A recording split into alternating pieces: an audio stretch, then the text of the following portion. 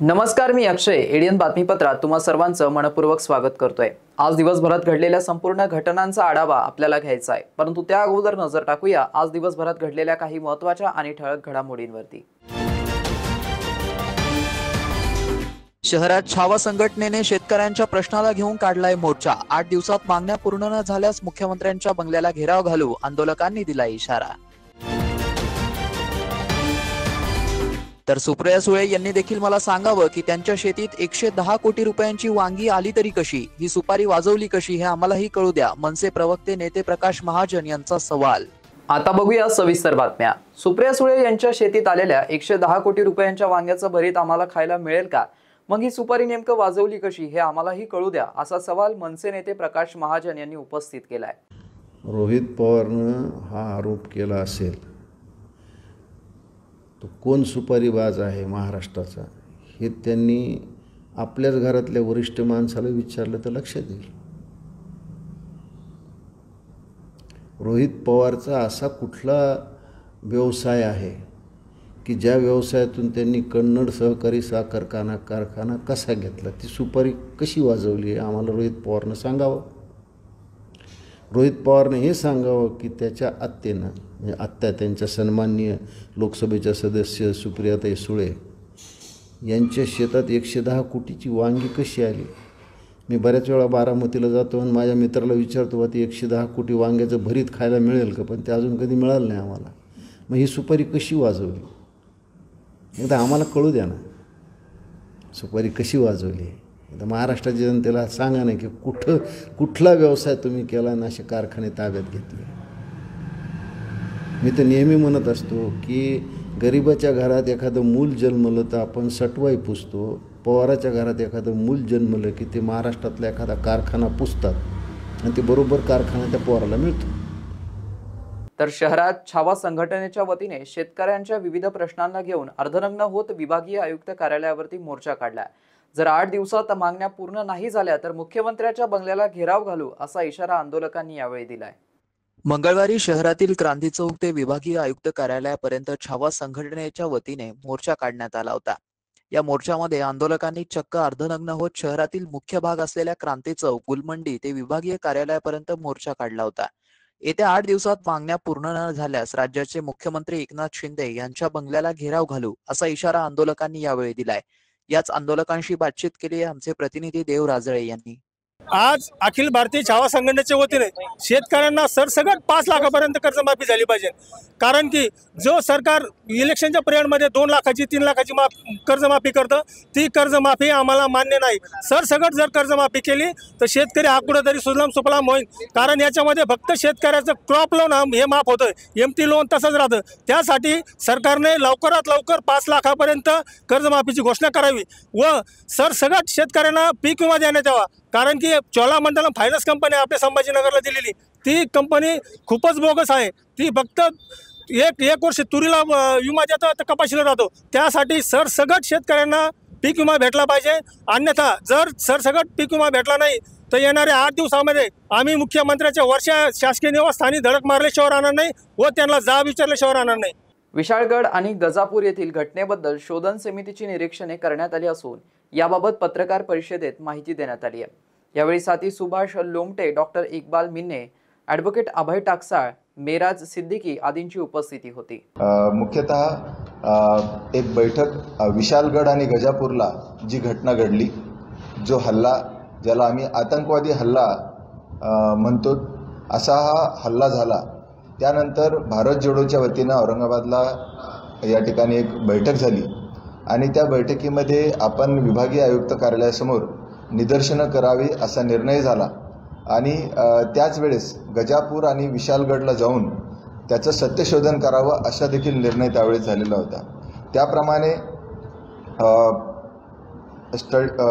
Centre for study of society and सेक्युलरिझमचे Irfan Engineer, त्याचबरोबर executive president ACPCR Aslam Ghazi, त्याचबरोबर औरंगाबादहून मी स्वतः, त्याच्यानंतर मिराज सिद्दीकी, त्याचबरोबर जमाते इस्लामीचे मुंबईचे गाझी साहेब, असे अनेक जण आम्ही कोल्हापूरला आम्ही 2 दिवस 21 आणि 22 जुलैला आम्ही त्या ठिकाणी गेलो आणि त्याचा एक सत्यशोधन आम्ही करण्याचा प्रयत्न केला. त्या ठिकाणी आम्ही विशालगडला जाण्याचा प्रयत्न केला. विशालगडला पोलिसांनी जायला पूर्णपणे मज्जाव केलेला होता. SRP मोठ्या संख्येनं त्या ठिकाणी उपलब्ध असल्यामुळे तिकडे त्यांनी कोणालाच जाऊ दिलं नाही. परंतु मोठ्या परिश्रमाने आम्ही त्या ठिकाणी गजापूरला पोहोचलो आणि त्या ठिकाणी जी काही पीडित आहेत त्यांना भेटून तिथलं सत्य जाणून घेण्याचा प्रयत्न केला. आणि हे सगळं भेटल्यानंतर आणि तिथली परिस्थिती डोळ्याने पाहिल्यानंतर आणि जे काही पीडित आहेत त्या ठिकाणी गजापूरला ज्या घरांवर हल्ले झाले, ज्या मशिदीवर हल्ला झाला, त्या ठिकाणचे महिला पुरुष, त्या मशिदीची देखभाल करणारे जे काही जबाबदार आहेत त्यांना भेटलो आणि त्यांना भेटल्यानंतर हा अहवाल आम्ही आपल्यासमोर ठेवत आहोत. आमच्या समितीचं निरीक्षण असं आहे की हा हल्ला पूर्वनियोजित हल्ला होता. एक ठरवून एका कट कारस्थानाच्या अंतर्गत आणि महाराष्ट्राची विधानसभेची निवडणूक 3 महिन्यावर असताना जाणीवपूर्वक महाराष्ट्रामध्ये मधलं वातावरण खराब करण्यासाठी हे करण्याचा हा प्रयत्न झाला. यामागे महाविकास आघाडीला कोल्हापूरला जे काही विजय मिळालेला आहे हा देखील त्याला कारणीभूत होता. शाहू महाराजांनी जे काही बीज पेरलेली आहेत हिंदू मुस्लिम एकतेची, जातीय सलोख्याची, समानतेची, सामाजिक न्यायाची, जी काही बीज कोल्हापूरमध्ये पेरलेली आहेत त्याला धक्का लावण्याचा प्रयत्न या माध्यमातून केला गेला. संभाजीराजे जे भाजपचे आहेत, माजी खासदार, हे त्यामागे आहेत. त्याचबरोबर काही मूलतत्ववादी, हिंदू मूलतत्ववादी याच्या पाठीमागे आहेत. पोलिसांची भूमिका ही अत्यंत संशयास्पद आहे. हल्लेखोरांना विशालगडावर आणि गजापूर गावामध्ये राहण्याची संधी त्यांनी दिली. नाटक केलं की आम्ही पायथ्याशीच आम्ही हल्लेखोरांना अटक करत आहोत, संचारबंदी आम्ही लागू करत आहोत किंवा हल्लेखोरांना आम्ही गडाच्या पायथ्याशीच आम्ही रोखत आहोत, अशा प्रकारचा त्यांनी बनाव केला. आजच्या तारखेपर्यंत म्हणजे हा हल्ला होऊन बरेच दिवस उलटल्यानंतर ही पत्रकार परिषद आपण छत्रपती संभाजीनगर औरंगाबादला घेत आहोत. आजच्या तारखेपर्यंत फक्त एकाला अटक केलेली आहे. आमदार बच्चू कडू यांच्या उपस्थितीत क्रांतीदिनी विविध प्रश्नांना वाचा फोडण्यासाठी आंदोलन होणार आहे. या आंदोलनाच्या पार्श्वभूमीवरती पक्षाचे राष्ट्रीय कार्याध्यक्ष बल्लूभाऊ जवंजाळ यांनी पत्रकार परिषदेत अधिक माहिती दिली आहे. क्रांतीदिनी दुपारी 12:30 वाजता क्रांती चौक ते कमिशनर ऑफिसपर्यंत बच्चू भाऊच्या नेतृत्वात शेतकरी, कष्टकरी, दिव्यांग, महिला, पत्रकार बंधू, कामगार यांच्या समस्या घेऊन आक्रोश मोर्चाचं नियोजन केलं आहे. अतिशय शांततेच्या मार्गानं आम्ही या मोर्चाचं नियोजन केलं आहे. एकूण 17 मागण्या आमच्या या मोर्चामध्ये आहेत. सरकारनं जर यानंतरही दखल घेतली नाही तर आम्ही पुढचं आंदोलन सप्टेंबर महिन्यात शिवाजी मैदानावर प्रहार स्टाईलनं करू. ती लढाई आरपारची लढाई नाही. जर या मागण्या मान्य झाल्या नाही तर येणारा काळ हा सत्तेतील लोकांसाठी अतिशय कठीण राहणार आहे. एवढंच या निमित्तानं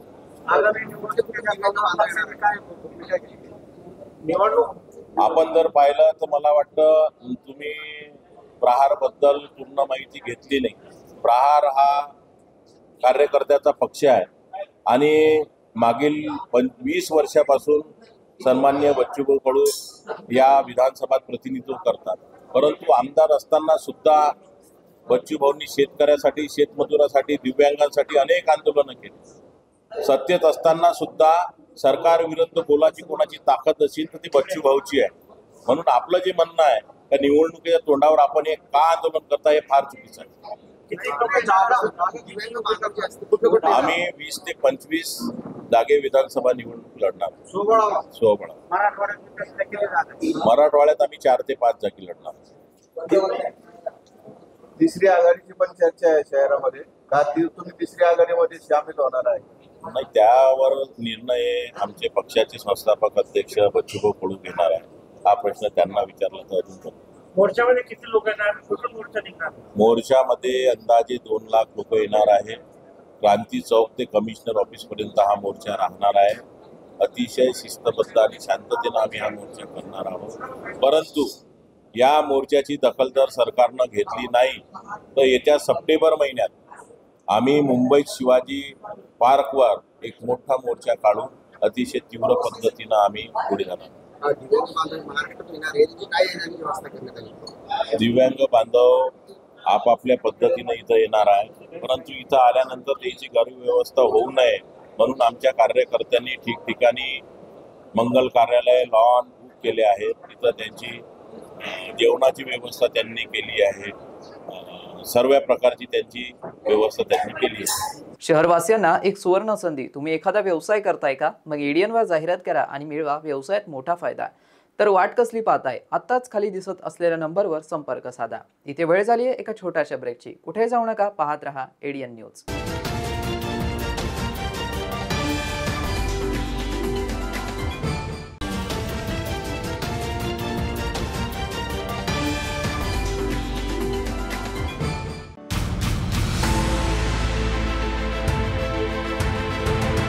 सामान्य विद्यार्थी किंवा सामान्य माणसे जिथे थकतात तिथून पुढे विजेते अर्ध्या तासात घडतात. याचा अर्थ काय की स्पर्धा परीक्षा म्हटलं की अपयश आलंच आणि यश मिळवायचं असेल तर कठीण मेहनत, त्याबरोबर स्वतंत्र आत्मविश्वास विद्यार्थ्याच्या मनामध्ये रुजवणं.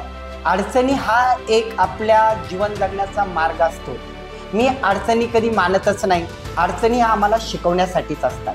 प्रत्येक विद्यार्थ्याला मोटिवेट ठेवणं, त्याच्यामध्ये तो आत्मविश्वास निर्माण करणं आणि त्याला शेवटपर्यंत निकालापर्यंत टिकवणं ही एक मोठी शर्यत तयार झालेली आहे.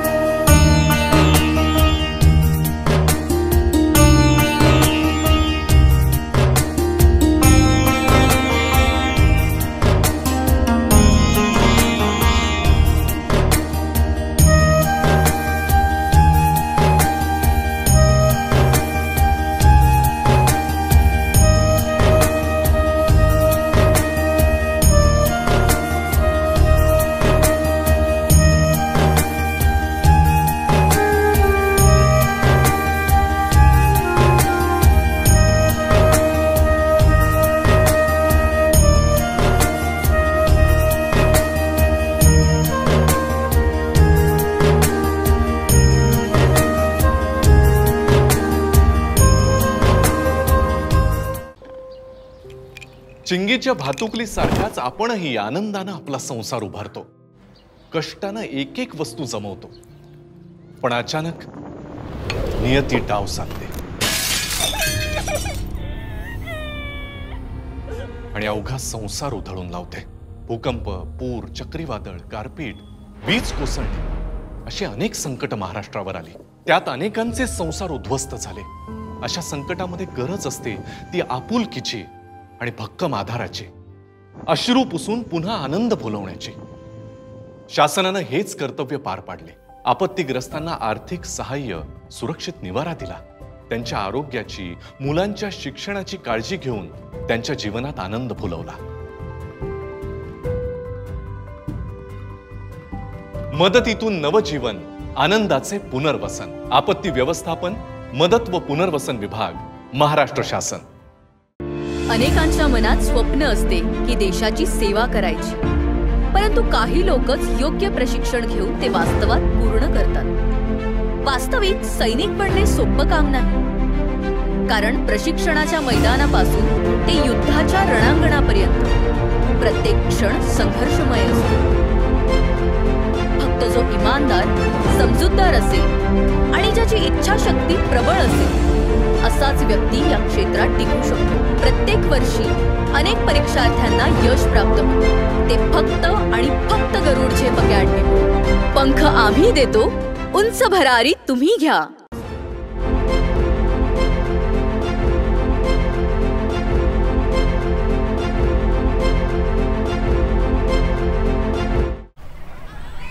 आपलं आयुष्य म्हणजे आंधळी कोशिंबिरीचा खेळ नाही, कारण अचानक कुठलंही संकट येऊन धडकू शकतं. त्यासाठी डोळे सतत उघडे असायला हवेत, अन्यथा अंदाज चुकून आपणच अडचणीत येऊ शकतो. अनेकदा आपण आपत्ती टाळू शकत नाही, पण सतर्कतेमुळे कमीत कमी नुकसान होईल याची काळजी घेऊ शकतो. संकटात घाबरून न जाता मार्ग काढू शकतो. शासकीय सूचनांचे पालन करून आपण मदत पथकाला सहकार्य करू शकतो. आपत्तीविषयी सतर्कता वाढावी आणि आपत्ती व्यवस्थापन सोयीचे व्हावे म्हणून शासनानं मौसम, मेघदूत, सचेत, भूकंप हे ॲप्स विनामूल्य उपलब्ध केले आहेत. त्यांचा वापर करा. सतर्कतेमुळे जीवितहानी बरोबरच वित्तहानी सुद्धा टळू शकते. प्रसंगावधान राखा, योग्य कृती करा. आपत्ती व्यवस्थापन, आयुष्याचे संवर्धन. आपत्ती व्यवस्थापन, मदत व पुनर्वसन विभाग, महाराष्ट्र शासन. मस्त मास्क पहना रे तूने. Thank you sir. वो जान बचाने के लिए पहनना पड़ता है ना सर. रेडीमेड है या टेलर मेड है? ऑनलाइन ऑर्डर किया है सर. एक और है ना सर. देना.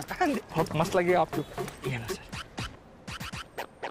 सर ना भाई, जान बचाने के लिए बाइक चलाते वक्त सिर्फ खोपड़े पे मास्क पहनेगा तो खोपड़े को कौन बचाएगा? समझ गया सर. हेलमेट ऑनलाइन ऑर्डर कर, वरना हमेशा के लिए ऑफलाइन हो सकता है. Okay sir. ये ले. चल हम ये भी ऑनलाइन भर दे. हेलमेट पहने, ट्रैफिक नियमों का पालन करे, जिंदगी के सफर को सुरक्षित रखे. वेदूसारखीच आपणही आपली स्वप्ने प्रत्यक्षात आणण्यासाठी, ती फुलवण्यासाठी जिद्दीनं झटतो, कष्ट करतो. पण अचानक नैसर्गिक आपत्ती येते आणि आपल्या साऱ्या स्वप्नांचं पाणी होऊन ते वाहून जातं. अशा अस्मानी संकटांनी महाराष्ट्रात अनेकांचं अतोनात नुकसान झालं. स्वप्नांबरोबर अनेकांची आयुष्य उद्ध्वस्त झाली. मात्र शासनानं आपुलकीनं त्यांना धीर दिला, भक्कम आधार दिला. केंद्रीय निकषापेक्षाही अधिक मदत केली. लाखांहून जास्त शेतकऱ्यांच्या खात्यात 25% अग्रिम रक्कम जमा केली. आपत्तीग्रस्तांच्या आयुष्यात पुन्हा नवी उमेद जागवून आनंद निर्माण केला. मदतीतून नवजीवन, आनंदाचे पुनर्वसन. आपत्ती व्यवस्थापन, मदत व पुनर्वसन विभाग, महाराष्ट्र शासन.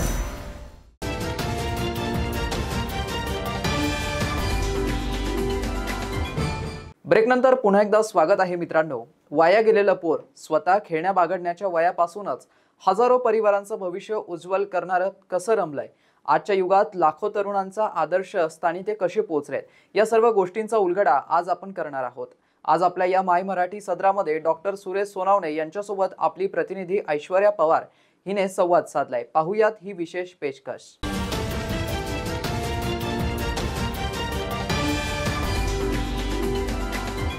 नमस्कार. माय मराठी या सदरामध्ये आपल्या सर्वांचं खूप खूप स्वागत आहे. आज आपण गरुड झेप करिअर अकॅडमी या संस्थेचे संस्थापक आणि संचालक प्राध्यापक डॉक्टर सुरेश सोनवणे यांच्याशी खास गप्पा मारणार आहोत. चला तर मग.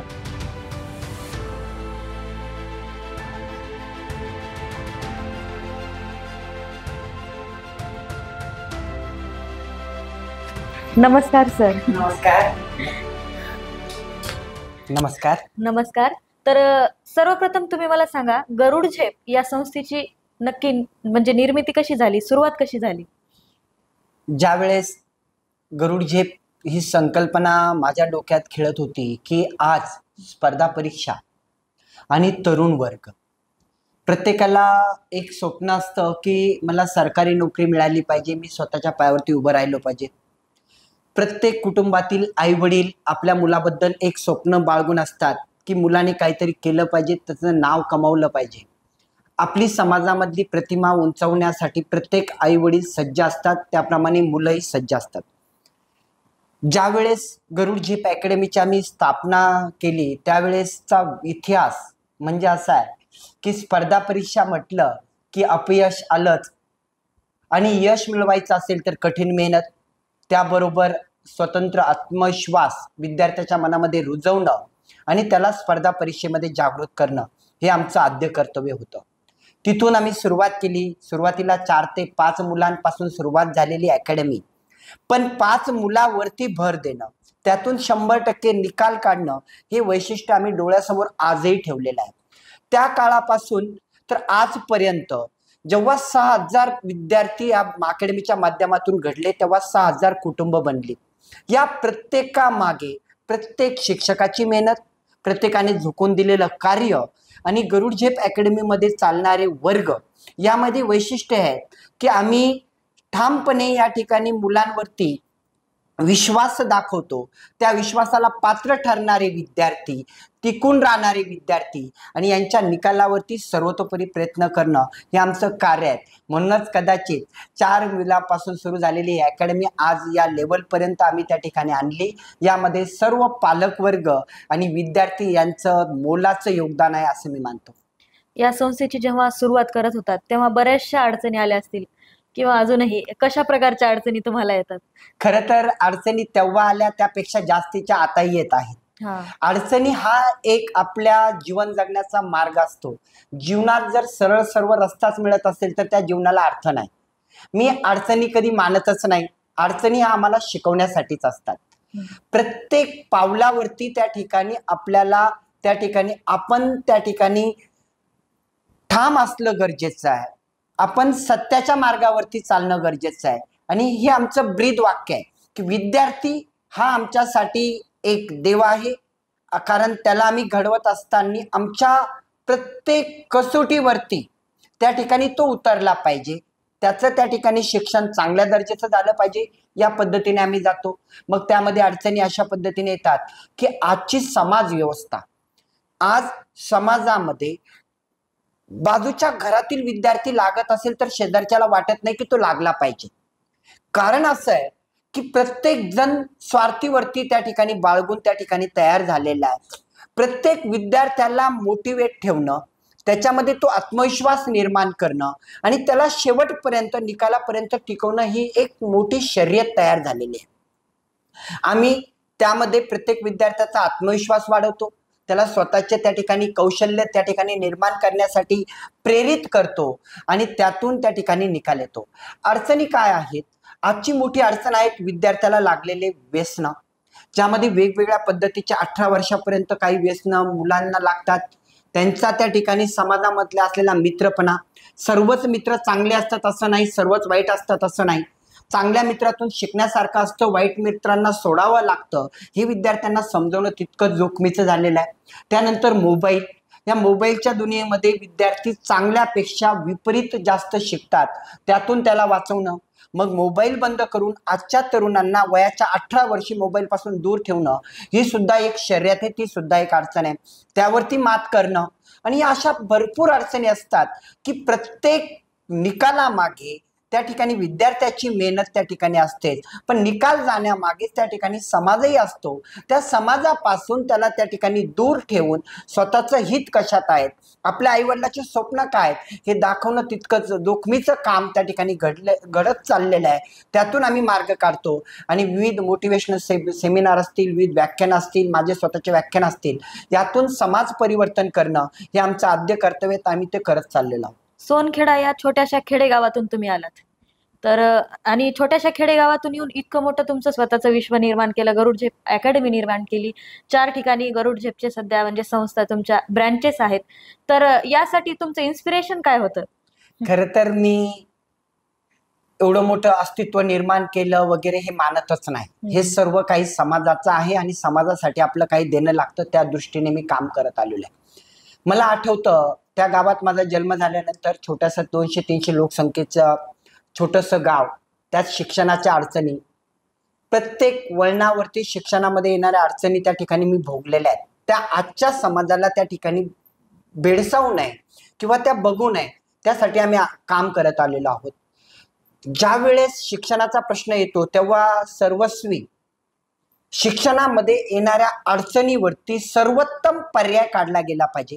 जे मी सहन केलंय ते माझ्या विद्यार्थ्यांना येऊ नये ही प्रेरणा मला त्या ठिकाणी अजून सर्वतोपरी देण्यासाठी त्या ठिकाणी नेहमीच प्रोत्साहन देत आलेली आहे. आज आपण बघतो की शिक्षणामध्ये मोठ्या प्रमाणावरती त्या ठिकाणी कॉम्पिटिशन झालेलं आहे. या कॉम्पिटिशनच्या जगामध्ये विद्यार्थ्याला त्याच्या प्रत्येक वाटेवरती त्याला त्या ठिकाणी संघर्ष त्या ठिकाणी करावा लागतो. तो संघर्ष चांगल्या लेवलला जर झाला तर नक्कीच यश मिळतं. त्याचसाठी आम्ही प्रयत्न करतो. आणि माझ्या जीवनाबद्दल मी बोलेन की एक गरीब विद्यार्थी जर या पदापर्यंत येऊ शकतो तर महाराष्ट्रातील तमाम तरुण, भारतातील सगळ्यात तमाम तरुण विद्यार्थी मित्र हे कोणत्याही क्षणी आपलं अस्तित्व बदलू शकतात, स्वतःला सिद्ध करू शकतात. गरज आहे ठाम आत्मविश्वासाची. तो आत्मविश्वास तुमच्यामध्ये जागृत करा. विद्यार्थी मित्रांनो, अशक्य गोष्ट कोणतीच नसते. आणि पालकांनी एक लक्षात घ्या, आपल्या मुलावरती विश्वास दाखवा. माझे आई वडील ज्या वेळेस शेती करायचे त्यावेळेस कदाचित त्यांनाही असं वाटत नसेल की मी या लेवल पर्यंत जाईल, पण त्यांचा आत्मविश्वास माझ्यावरती नेहमी असायचा की तू काय काय करू शकतो, तू यातून बाहेर पडू शकतो. प्रत्येक पावलाला आई वडील मला त्या ठिकाणी एक मार्गदर्शक म्हणून त्या ठिकाणी समोर होते. त्यानंतर माझ्या घरातील माझी फॅमिली, माझे भाऊ असतील, घरचे वहिनी असेल, बाकीचे कुटुंब असेल, यांनी दिलेला धीर असेल. हे आजच्या तरुणांना गरज आहे. आज आपल्या चॅनलच्या माध्यमातून किंवा विविध प्रसार माध्यमातून तरुणांना प्रेरित करणं ही काळाची गरज आहे. आणि जर हे घडलं तर मला वाटतं उद्या भारत देश त्या ठिकाणी विकसनशील न राहता विकसित देशात जाईल. आणि हे फक्त तरुण करू शकतात. आणि त्यांच्यामध्ये ती कॅपॅसिटी असते, पण ती दाखवल्या गेली पाहिजे. हेच या मताचा मी आहे. आणि खरं तर तरुणच त्या ठिकाणी भारताला त्या ठिकाणी विकसित देशामध्ये घेऊन जाऊ शकतात. MPSC असेल किंवा स्पर्धा परीक्षेची तयारी करण्यासाठी बरेचसे क्लासेस ओपन झालेले आहेत, पण गरुड झेपचीच का निवड करावी विद्यार्थ्यांनी? विशेष असं काय आहे? खरं तर मी मानेल की प्रत्येक शिक्षक हा विद्यार्थी घडवणारा सर्वात मोठा दुवा आहे. तो जर चांगल्या दर्जाचं काम करत असेल, निकालासाठी काम करत असेल, विद्यार्थ्यामध्ये परिवर्तन करण्यासाठी काम करत असेल, तर ह्या निकालाची परंपरा नेहमी चालू असते. मी सांगितलं की 4 विद्यार्थी होते, 4 नोकरीला लागले. 16 विद्यार्थी होते, 16 पैकी 14 नोकरीला लागले. या पहिली जी सिच्युएशनची शिडी होती ती आजपर्यंत कधीही त्या ठिकाणी स्टॉप झालेली नाहीये. आमच्याकडे जेव्हा 100ची बॅच चालू होते, आमचं टार्गेट हे नेहमी असतं की जास्तीत जास्त निकाल दिला गेला पाहिजे. 100% कोणी देऊ शकत नाही, या तर मला माहिती आहे. कोणी देऊ नाहीये की 100 पैकी 100 विद्यार्थी लावेल, पण त्यापैकी 80, 85, 90% निकाल गेला पाहिजे. आणि तो घडत असताना विद्यार्थी कमी आहे किंवा विद्यार्थ्यात बौद्धिक क्षमता नाही आहे हे म्हणून आपण जे निकालावरती त्या ठिकाणी बोट ठेवतो ते आम्ही ठेवतच नाही. त्यातून आपल्याला घडवायचं आहे. आणि प्रत्येक बॅचला त्या ठिकाणी निकाल येतो. मागच्या पोलीस भरतीमध्ये आमचे किमान 17,000 जागा महाराष्ट्र शासनाने भरल्या. त्यापैकी 305 विद्यार्थी एकट्या गरुड झेपने महाराष्ट्राला दिले. यामध्ये छोटा स्वतःचं मोठेपण म्हणून मी म्हणत नाही, पण ते घडण्यामध्ये अथांग मेहनत होती विद्यार्थ्याची, पालकाची आणि शिक्षकाची. हा निकाल नेहमी चालत आला, त्यामुळे आम्हाला प्रोत्साहन महाराष्ट्रातून भेटतं. महाराष्ट्राच्या कानाकोपऱ्यातून प्रत्येक जिल्ह्यातून विद्यार्थी इथे येतो. इव्हन आता 7 राज्य अशा आहेत की त्यातून MP असेल, गुजरात असेल, राजस्थान असेल, त्यानंतर आपल्या बाजूचं कर्नाटक राज्य असेल, इथले विद्यार्थी त्या ठिकाणी इथे येत आहेत. आणि याच्यामध्ये खरं तर त्या आई वडिलांचा आमच्यावरचा असलेला विश्वास आणि आमच्या शिक्षकांची मेहनत आणि सर्व टीमवर्क, कोणाचं एकाचं यश नसतं, या सर्वांचा त्या ठिकाणी प्रयत्न, त्यामुळे हे शक्य झालं असं मला वाटतं. तुम्हाला अनेक प्रतिष्ठेचे पुरस्कार भेटले, तसेच मान्यवरांचा सहवास लाभला, त्यापैकी एखादी आठवणीतील क्षण? खरं तर आठवणीतील क्षण असे खूप असतात. मला आठवतं माझ्या जीवनामध्ये असे काही शिक्षक मला मिळाले की ज्यांना मला पावलावरती टोचलेलं आहे, त्या ठिकाणी हिणवल्या गेलेल्या आहेत की तू करू शकत नाही, तुझ्यामध्ये तू धमक नाही आहे. मी माझं पुस्तक पण लिहिलेलं आहे की वाया गेलेलं पोर, याला टायटल देण्यामागे मला त्यावेळेस मी वाया गेलो हे जर दाखवलं गेलं नसतं तर कदाचित आज आपली भेटही नसती किंवा गरुड JP संस्थाच नसते. ज्या वेळेस आपण चुकतो तेव्हा आपल्याला दाखवणारा कोणीतरी पाहिजे की हे चुकी होते, त्यावेळेस आपण हार न मानता त्यातून उभारी घेणं हे गरजेचं असतं आणि त्यातूनच आपल्याला त्या संस्था पुरस्कार देतात. प्रत्येक पुरस्कार आपल्याला प्रेरणा देतो आणि एकच प्रेरणा देत नाही, तो आपल्याला अजून सांगतो की तुझ्या खांद्यावरती अजून काही ओझं आहे, समाजाचं देणं लागतं, अजून तुला काहीतरी वेगळं करावं लागेल, याच्या पुढे जावं लागेल आणि त्यातून काही पुरस्कार आपल्याला त्या ठिकाणी भेटत असतात. मला आठवतं की माई, ज्या आपल्या अनाथाची माय म्हणून आपण ज्यांना ओळखतो, त्यांची मला भेट झाली होती. त्या आज या जगात नाही आहे, पण तो क्षण नेहमीच ताई मला एकदा बोलल्या होत्या की तू जे करतोय ना ते समाजासाठी एक मोठी देण आहे. एक नेहमी लक्षात घे की तू ज्या सिच्युएशन मधून आला त्या सिच्युएशन मधले मुलं तुझ्याकडे येतात, ते हार मानून परत जाता कामा नये. आज आमची कसोटी असते की 100 मुलं येतात, त्यातली 10 मुलं टिकत नाही. हे ताईने त्यावेळेस ओळखलेलं होतं, ते आज आम्हाला आजही भेडसावतं. कारण विद्यार्थ्याला घरी आई वडील एवढं फुलासारखं जपतात. विद्यार्थ्याची एखादी चुकी असेल, आम्ही सांगितली, ती मान्य सुद्धा करत नाही. कारण प्रत्येकाला आपला मुलगा चांगलाच आहे असं वाटतं. त्यातून त्या विद्यार्थ्याच्या चुका दुरुस्त करणं, त्या आईवडिलाला समजून सांगणं आणि त्यातून विद्यार्थ्याला घडवणं ही जोखमीचं काम आहे. आणि माईला भेटलेला तो प्रसंगच माझ्या जीवनातील सर्वात त्या ठिकाणी अभूतपूर्व आहे असं मी मानेल. आणि माईमुळेच कदाचित मला आज जे निगेटिव्ह विद्यार्थी होतात, वेगवेगळ्या लेवलला विचार करतात, त्यांना प्रेरणा देणं हे आमच्यासाठी जोखमीचं काम त्या ठिकाणी बनत चाललेलं आहे आणि त्यातून आम्ही मार्ग काढतोच. आणि आज विद्यार्थी चांगल्या लेवलला इथून घडतात, याच्या मागे काही प्रेरणा असतात. असे असंख्य व्यक्ती आहेत की ज्यांचा माझ्यावरती प्रत्यक्ष अप्रत्यक्ष त्या ठिकाणी सहवास आहेत. मग तो समाजकारण असेल, राजकारण असेल, त्यात समाजातील प्रतिष्ठित व्यक्ती असेल किंवा आपल्याबद्दल आपल्यावरती बोट उगारणारे लोक सुद्धा असतात की ते सुद्धा आपल्याला शिकून जातात की आपण काहीतरी वेगळं केलं पाहिजे. आपल्या चुका नसताना जर आपल्यावरती कोणी नाव ठेवत असेल तर त्यातूनही आम्ही शिकतो. आणि प्रत्येक व्यक्तीला आयुष्यात असंख्य गुरु भेटतात, त्या गुरुच्या माध्यमातून आपण त्या ठिकाणी पोहोचतो. तुम्ही आत्ताच सिंधुताई सपकाळ यांची आठवण काढली, त्यांचा आठवणीतला एक क्षण सांगितला. यानुसार असं समजतं की तुम्हाला सामाजिक कार्याची खूप आवड आहे. बरेचसे तुमचे रक्तदान शिबिरे वगैरे असतात. यासाठी काय इन्स्पिरेशन आहे तुमचं? खरं तर ताईला भेटल्यानंतर ताईबद्दल खूप वाचलेलं होतं, बाकीच्या गोष्टी होत्या. आणि समाजाची माय, मी पण माईच आहेत आमच्या त्या असं मानतो. एक नेहमीच आपण ज्या समाजात जन्माला आलो त्या समाजाचं आपलं काहीतरी देणं लागतं. या भावनेतून मग वेगवेगळे उपक्रम आलेत की आज ग्रामीण भागाची अशी अवस्था आहे की मुलांना कळत नाही काय करायचं आणि आई वडिलांना कळत नाही की मुलांकडून काय करून घ्यायचं. तर त्यांना बनवण्यासाठी विविध ग्रामीण भागात व्याख्यानं देणं. आज आम्ही एक गाव तिथे गरुड झेप एक संकल्पना राबवतो. म्हणजे गावात जाऊन मुलांना सांगणं की MPSC काय असते, UPSC काय असते, NDA काय असतं, पोलीस भरती काय असते, याच्यामध्ये कुठलाही त्या ठिकाणी कमर्शियल व्ह्यू नसतो, हे करणं.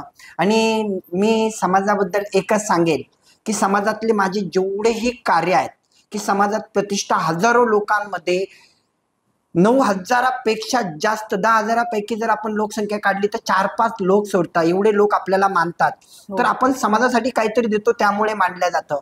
ज्या वेळेस आपला अंत समय असेल त्यावेळेस आपल्या घरापासून शेवटपर्यंत लाईन लागावी एवढं कार्य आपल्या हातातून झालं पाहिजे. आणि नक्कीच माईच्या बाबतीमध्ये तो एक आदर्श घेऊन मला असं वाटतं की अजून खूप काही गोष्टी समाजासाठी करणं तितक्याच गरजेच्या आहेत आणि त्या करण्यामध्ये कुठेही कमी पडणार नाही. आणि आज आपण बघतो की स्वच्छतेचा प्रश्न ऐरणीवर आहे. आमच्या मुलांना आम्ही ते वळण लावतो की गावात स्वच्छता पाहिजे, आपल्या भागात स्वच्छता पाहिजे, परिसर त्या ठिकाणी स्वच्छ पाहिजे. भारताची ओळख माझा देश म्हणून त्या ठिकाणी घडण्यासाठी स्वतः जर प्रयत्न केले तर नक्कीच त्या ठिकाणी सर्वच विद्यार्थी करतात आणि समाज परावर्तित होतो. नक्कीच तुम्ही जे खेड्यापाड्यातील विद्यार्थ्यांना शिक्षण देतात हे पण एक सामाजिक कार्य आहे. कारण तिथपासून इथपर्यंत मुलं येतात, त्यांचं करिअर घडतं, त्यांना नोकरीच्या संधी भेटतात. हे पण एक सामाजिक कार्य आहे असं मला सांगावं असं वाटतं. तर तुमची जे सध्या करिअर अकॅडमी आहे, गरुड झेप करिअर अकॅडमी, आणि तुमचं जे पुस्तक लिहिण्याचं तुम्ही काम केलेलं आहे, दोन्ही पण वेगवेगळ्या फील्ड आहेत. तर कसं काय, लिखाणाची आवड कशी? खरं तर पुस्तक लिहिणं हा एक कोरोना काळातील प्रसंग आहे की घरी बसून काय करणार, वेळ जात नाहीये.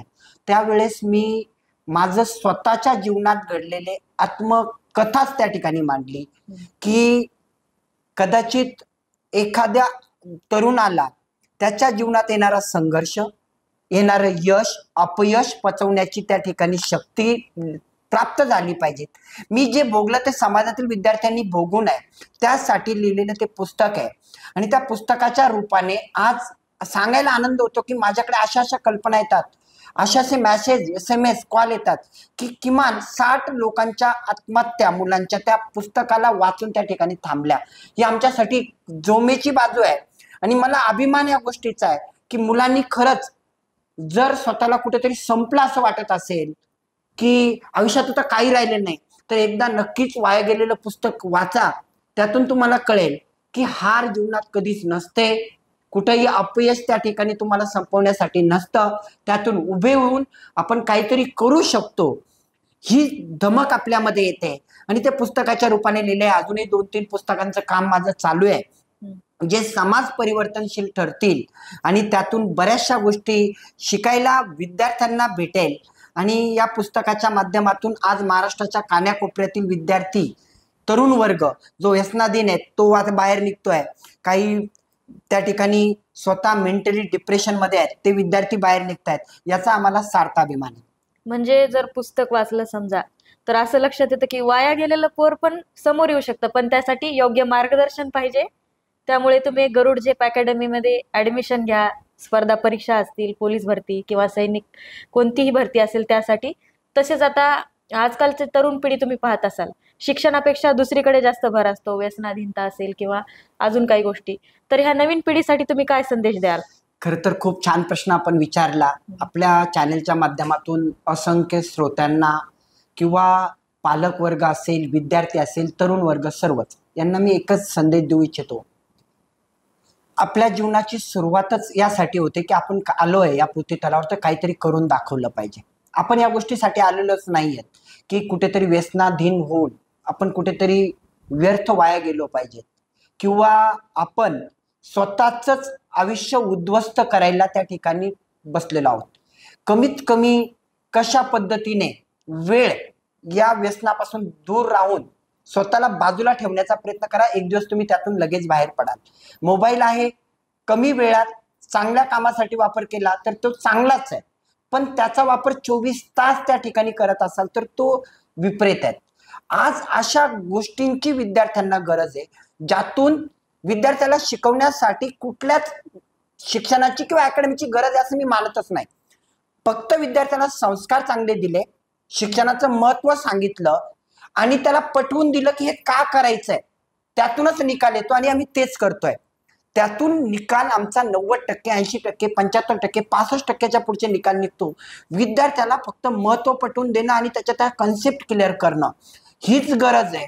आणि मला वाटतं हे कार्य प्रत्येक भागामध्ये व्हावं आणि विद्यार्थी त्या ठिकाणी वेगळ्या लेवलला स्वतःचं अस्तित्व निर्माण करावा. आणि पालकांना मी एक सांगेन, आपल्या मुलांवरती विश्वास ठेवा. ते करू शकतात, ते कधीही वाया गेलेले नसतात. कदाचित त्यातूनच घडणारे व्यक्ती त्या ठिकाणी इतिहास घडवतात.